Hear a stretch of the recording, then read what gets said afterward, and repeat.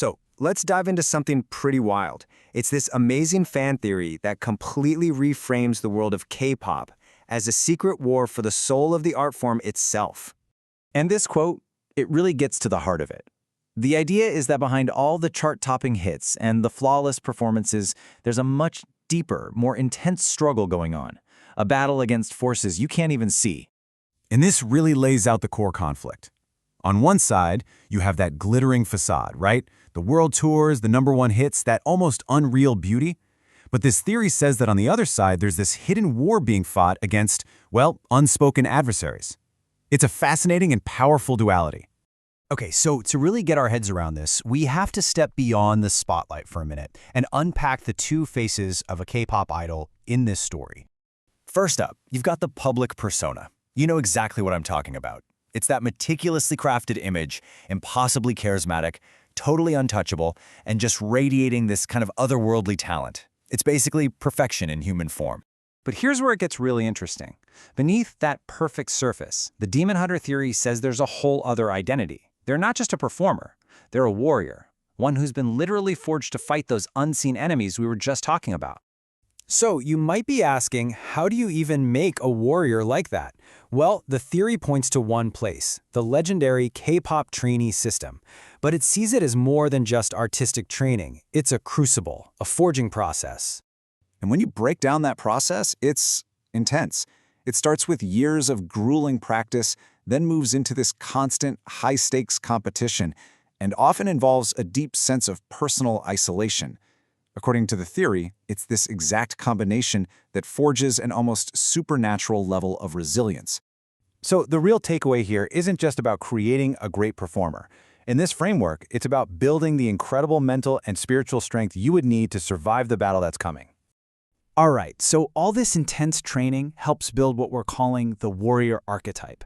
And what's crucial to understand is that this isn't some official company concept.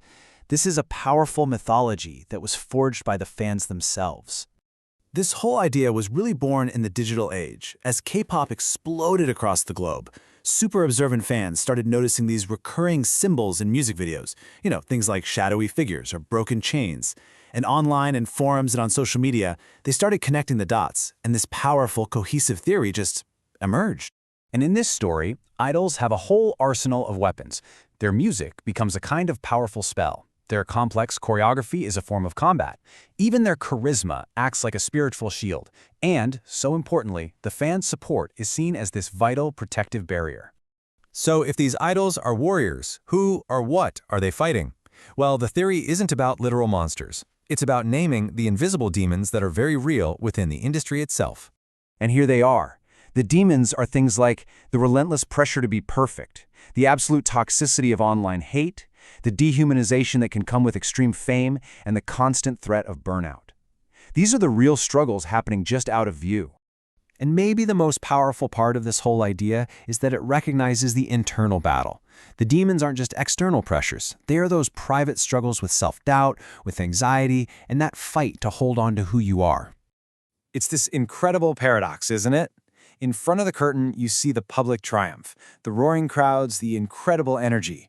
But then you think about what it might be like backstage, the potential for this profound loneliness and the crushing weight of having to be that public persona all the time.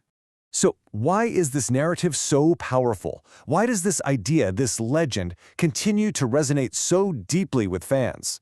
Well, it all comes down to its incredible ability to completely reframe the conversation. And this is the real magic of it. The theory takes everything we might see as a vulnerability, the exhaustion, the pressure, the emotional toll, and it transforms it into an undeniable, almost heroic source of strength. And that's the big shift. It moves the conversation away from seeing idols as passive victims of a really tough system and recast them as valiant protectors, as heroes actively fighting for their art and for their authenticity against some pretty incredible odds. So, to wrap it all up neatly, the K-pop Demon Hunter is an interpretive lens. It's a way of seeing these artists not as victims, but as warriors who are using their art as a weapon in a constant, ongoing battle for authenticity. Which leaves us all with one final question to think about the next time you're watching a K-pop stage. Are you just watching a performance, or are you actually witnessing something far more profound? A courageous act of defiance?